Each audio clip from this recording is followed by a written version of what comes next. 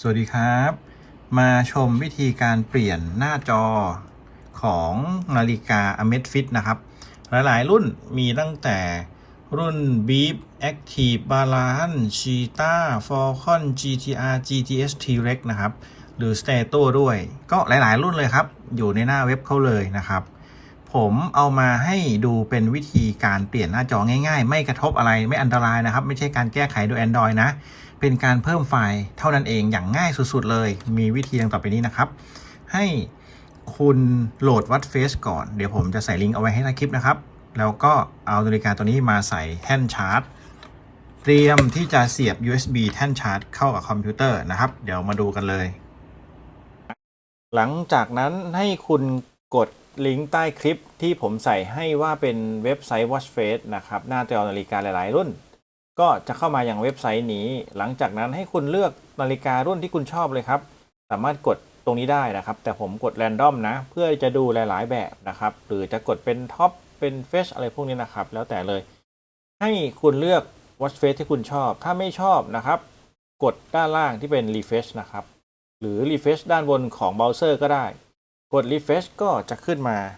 ให้เลือกในหลายๆรูปแบบนะครับมีเต็มไปหมดเลยหลังจากที่คุณเลือกได้แล้วนะครับก็ให้กดเข้าไปตรงนี้นะครับกดเข้าไปที่ Watch Face แล้วก็จะมีปุ่มให้ดาวน์โหลดนะครับดาวน์โหลดตรงนี้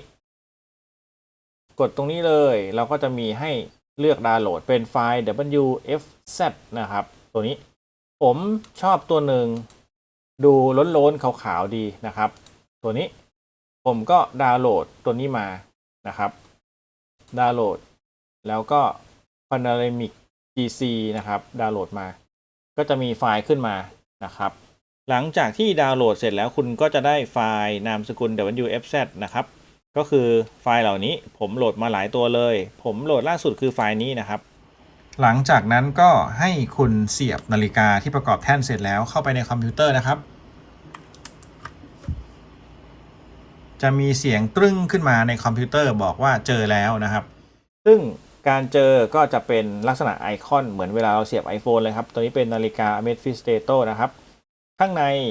ก็จะมีไดรฟ์โผล่ขึ้นมานะครับ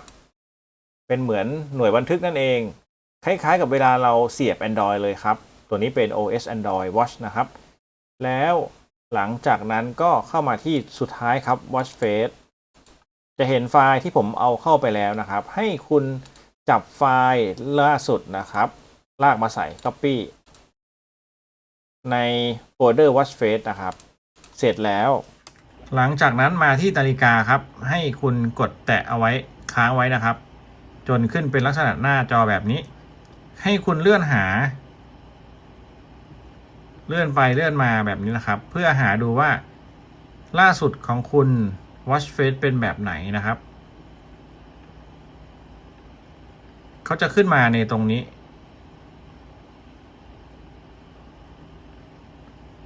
ผมแอดไปเยอะมากนะครับนี่เลยเมื่อสักครู่นะครับเป็นตัวนี้มาแล้วครับเป็นรูปแบบหน้าจอสีขาวนะครับก็แล้วแต่ชอบนะผมชอบล้นๆแบบนี้ก็จะได้ Watch Face แบบนี้สวยด้วยนะครับ